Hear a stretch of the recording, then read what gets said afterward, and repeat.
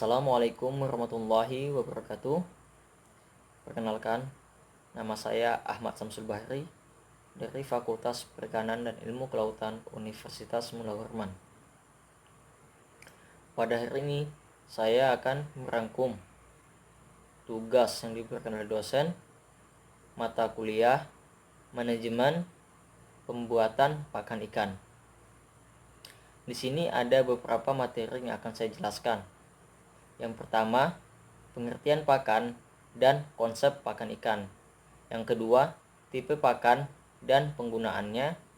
Yang ketiga, uji kualitas pakan. Dan yang keempat, penanganan dan penyimpanan pakan. Yang kelima, metode dan pemberian metode dan teknik pemberian pakan.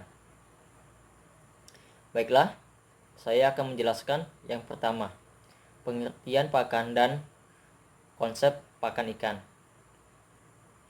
Pakan adalah makanan atau asupan yang diberikan kepada hewan ternak atau peliharaan. Pakan juga merupakan sumber energi bagi pertumbuhan dan kehidupan organisme.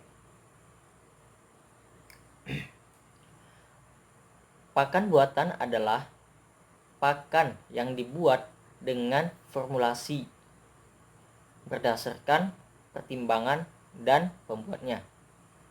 Selain itu juga, pakan dan bahan pakan mengandung energi dan nutrien esensial untuk pertumbuhan dan reproduksi dan kesehatan hewan air. Kekurangan atau kelebihan dapat mengurangi pertumbuhan dan dapat menyebabkan kematian. Komponen lainnya. Komponen lain dan fungsi pakan yaitu yang pertama, sebagai pengobatan pada ikan. Kenapa dikatakan sebagai pengobatan pada ikan? Karena pakan ikan akan membantu terciptanya sistem ketahanan tubuh pada ikan. Yang kedua, membentuk warna tubuh atau pigmen pada ikan. Yang ketiga, cita rasa pada daging ikan, yang dimana pakan ini akan memberikan tekstur kepada daging ikan. Yang keempat, mempercepat reproduksi, yang dimana pakan itu akan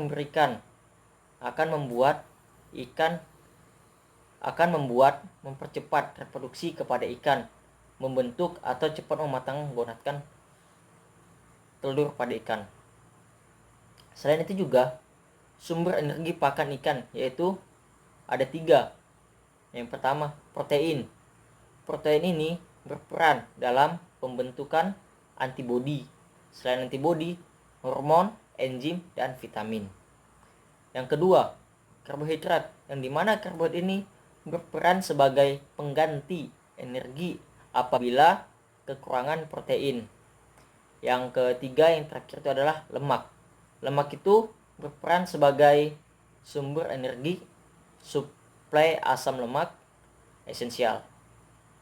Selain itu juga ada juga komponen tambahan atau bukan penghasil energi, yaitu mineral. Selain mineral, ada juga vitamin, yang dimana vitamin ini berfungsi dalam pembentukan atau pertumbuhan, reproduksi, kesehatan, kebutuhan tubuh. Baiklah, kita lanjut ke materi yang kedua, yang dimana materi kedua itu yaitu tipe pakan dan penggunaannya. Sini saya akan menjelaskan tentang tipe pakan basah.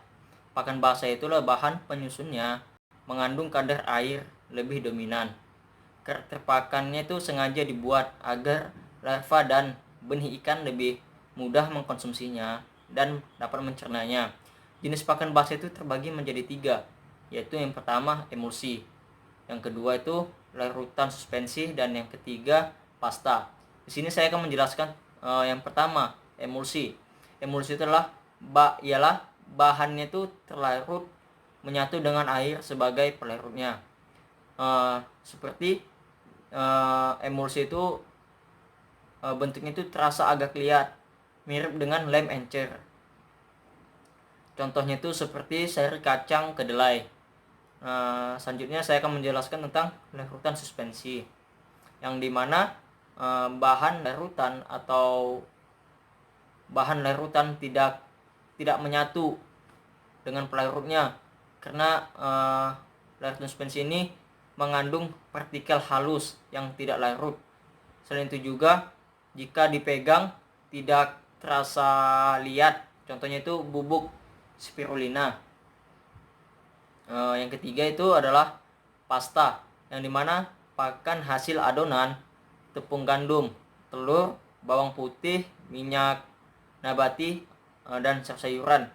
Itu berbentuk gumpalan, tenggelam di dasar perairan. Bentuk itu tenggelam, jenis pakan itu tenggelam di dasar perairan.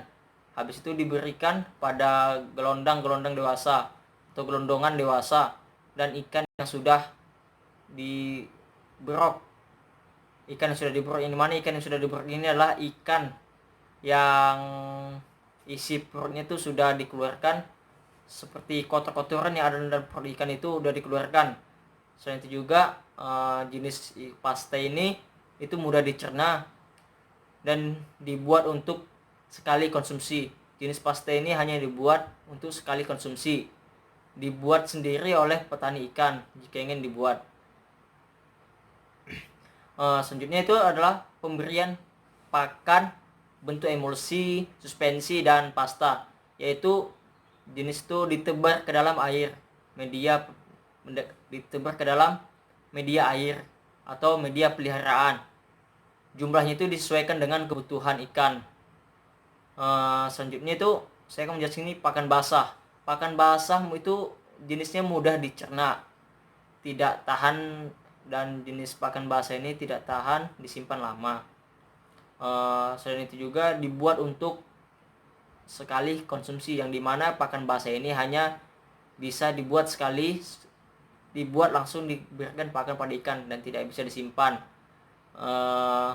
Jika berlebihan itu pakan basah juga bisa disimpan di lemari es, tapi sangat jarang dan sulit ditemukan. Jenis pakan basah ini jarang dan sulit ditemukan. Lebih banyak kalau pakan basah ini lebih banyak dibuat sendiri oleh para peternak ikan.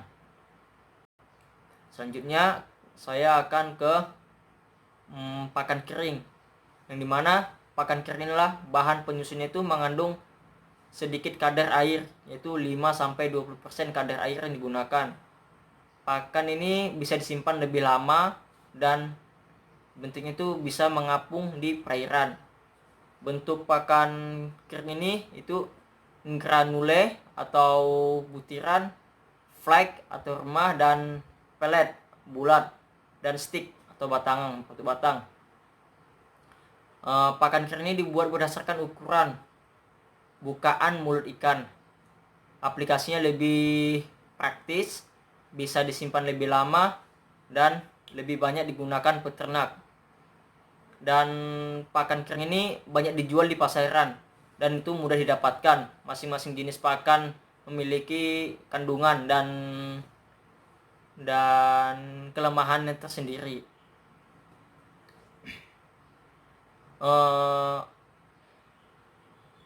Keuntungan lain juga dalam pembuatan pakan kering itu suplainya yang terjamin, yang dimana pelet kering itu komersial tersedia setiap tahun dan dapat diperoleh secara mudah dan dapat dipercaya.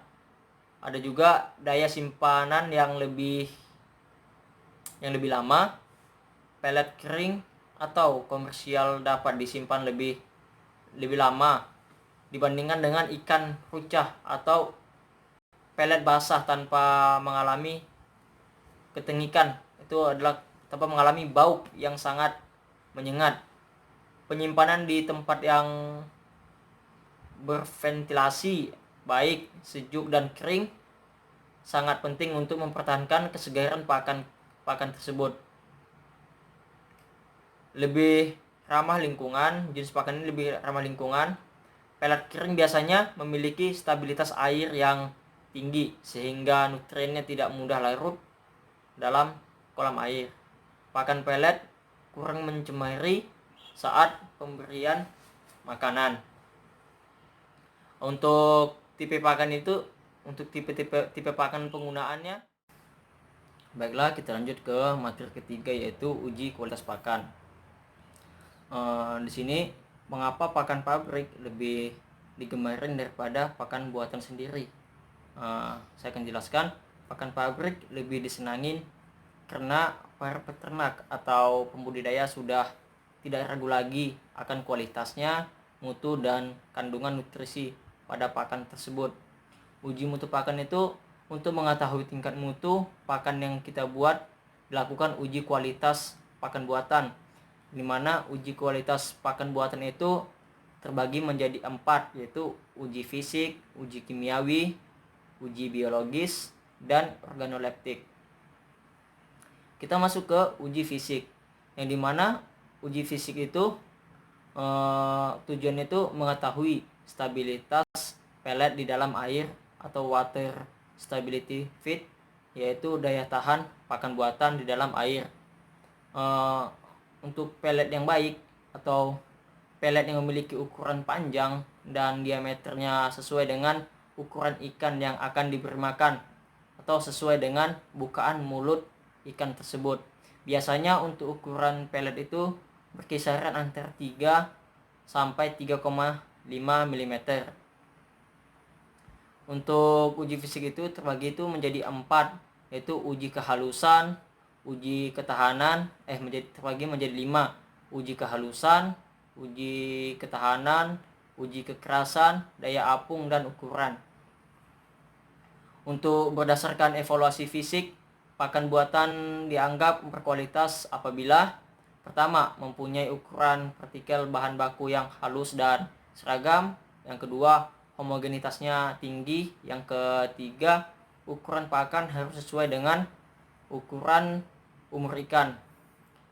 Selanjutnya yang keempat itu kekerasan dan ketahanan dalam air atau water stability sesuai bagi kebutuhan. Kita lanjut ke uji kimiawi, yang dimana uji kimiawi itu untuk mengetahui kandungan gizi dari pakan tersebut, yaitu kadar protein, lemak, karbohidrat, abu serat, dan kadar air. Untuk uji kimiawi ini terbagi menjadi 2, teman-teman, yaitu uji kadar air, yang dimana prinsip uji kadar air ini adalah bahan makanan atau pelet yang dipanaskan pada suhu 105 hingga 110 derajat Celcius, yang dimana pemanasan tersebut dapat mengeluarkan air atau menguapkan air dari bahan tersebut. Alat yang digunakan itu adalah oven, bisa juga menggunakan peralatan gelas. Selain itu juga ada uji kadar lemak, yang dimana prinsip uji kadar lemak ini adalah bahan makanan akan larut di dalam petroleum ether disebut dengan lemak kasar. Untuk uji kadar lemak ini menggunakan alat yang disebut Shockley itu menurut Kurdi 2007. Untuk kita lanjutkan ke uji biologis, yang dimana uji biologis ini tujuannya itu mengetahui seberapa jauh pengaruh pakan tersebut terhadap pertumbuhan ikan yang diberi umpan. Selain itu juga pakan yang kandungan gizinya cukup tinggi belum tentu berpengaruh baik terhadap pertumbuhan. Untuk yang terakhir itu adalah uji organoleptik.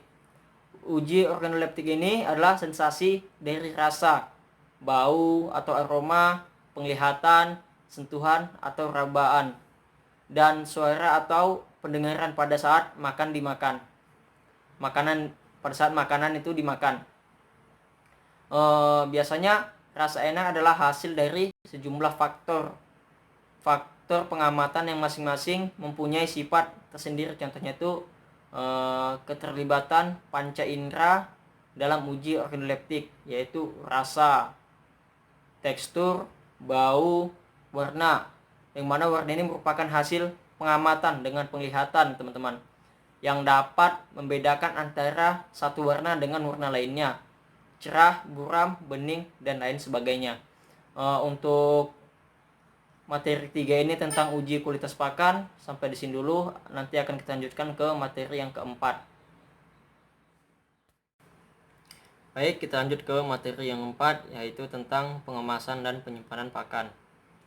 Pengemasan itu merupakan sistem yang terkoordinasi dan menyiapkan barang menjadi siap untuk ditransportasikan atau didistribusikan, disimpan, dijual, dan dipakai.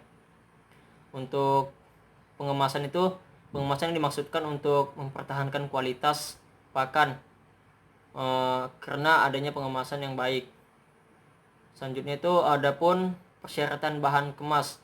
Untuk persyaratan bahan kemas itu mutu produk ketika mencapai konsumen tergantung pada kondisi bahan mentah, metode pengolahan, dan kondisi penyimpanan. Fungsi kemasan itu harus memenuhi persyaratan, teman-teman. Fungsi persyaratan itu adalah kemampuan atau daya membungkusnya. Yang kedua, kemampuannya melindungi isinya. Dan yang ketiga, kemampuan sebagai daya tarik terhadap konsumen. Yang keempat, persyaratan ekonomi. Dan yang kelima, mempunyai ukuran. Kita masuk ke kemasan yang harus memiliki sifat-sifat. Adapun kemasan yang harus memiliki sifat-sifat itu ada permeable terhadap udara atau yang disebut oksigen dan gas lainnya. Yang kedua itu bersifat non-toksik dan inert, yang dimana tidak bereaksi dan menyebabkan reaksi kimia. Yang ketiga itu kedap air, yang dimana kedap air ini mampu menahan air atau kelembapan udara sekitarnya. Yang keempat itu kuat dan tidak mudah bocor, teman-teman. Dan ada yang kelima itu relatif tahan terhadap panas. Dan yang terakhir itu mudah dikerjakan secara massal dan harganya relatif murah. Untuk penggolongan kemasan itu yang pertama itu ada frekuensi pemakaian. Untuk frekuensi pemakaian ini terbagi menjadi 3, yaitu kemasan sekali pakai, kemasan yang dapat dipakai berulang kali, dan kemasan yang tidak dibuang. Di sini juga ada struktur, yang dimana struktur sistem kemas berdasarkan letak atau kedudukan suatu bahan kemas dalam sistem keseluruhan. Dapat dibedakan atas 3, yaitu kemasan primer, yang dimana kemasan primer itu yaitu bahan kemas langsung. Dan yang kedua itu kemasan sekunder. Kemasan sekunder itu kemasan yang berfungsi utamanya melindungi kelompok kemasan lainnya.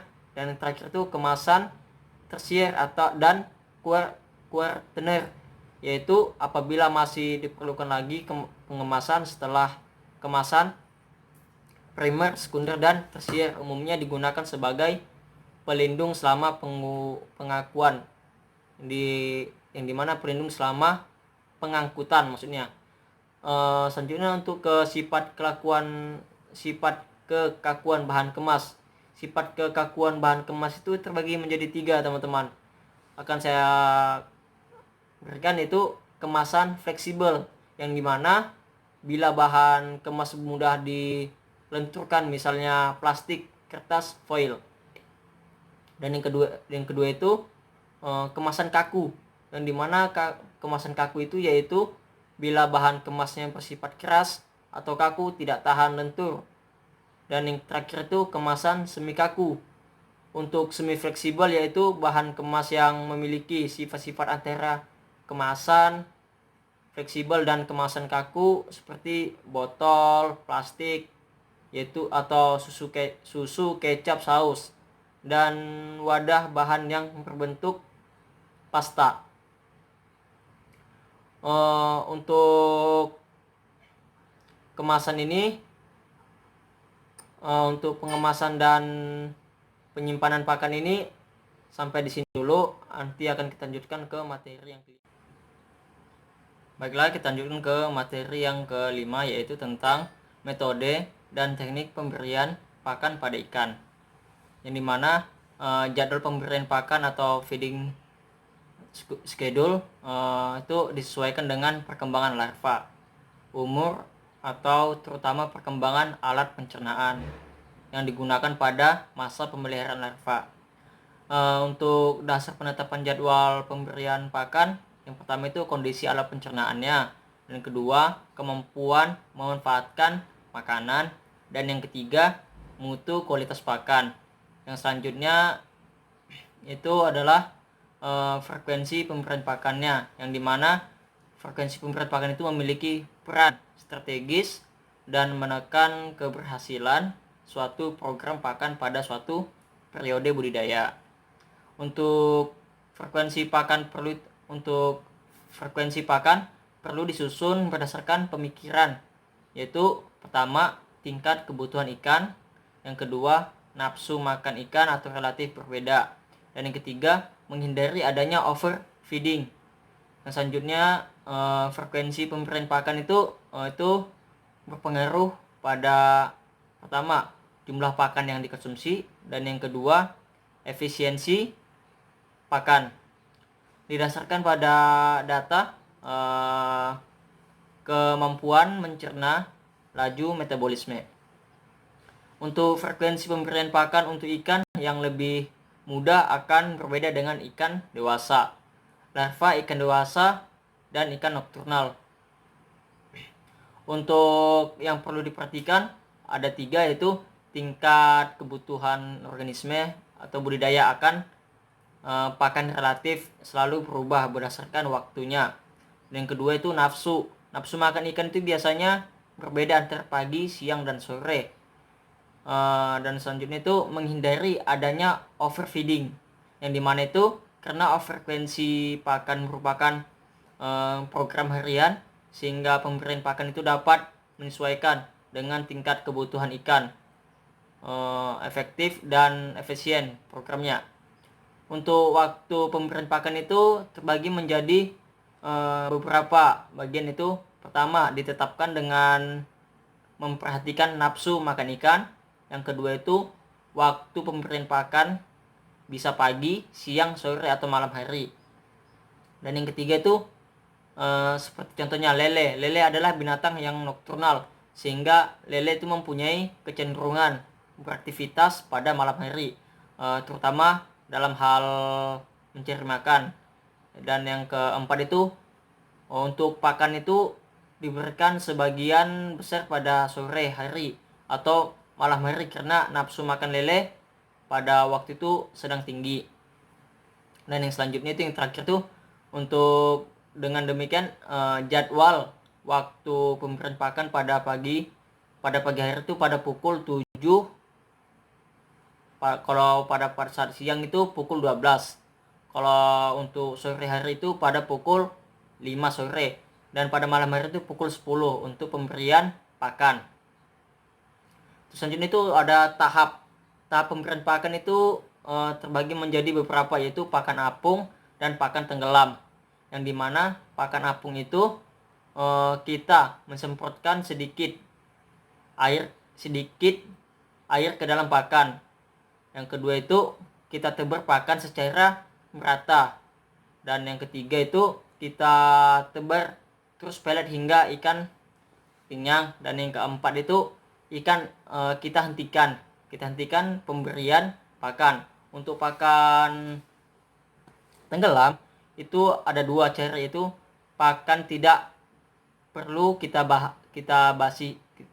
basahi. Pakan itu tidak perlu kita basahi. Dan yang kedua kita sebarkan pakan di satu titik hingga ikan kenyang. Mungkin hanya itu aja untuk pemberian. Hanya itu saja untuk metode dan teknik pemberian pakan pada ikan. Mungkin kurang dan lebihnya saya mohon maaf. Saya akhiri. Assalamualaikum warahmatullahi wabarakatuh. Semoga bermanfaat bagi teman-teman sekalian.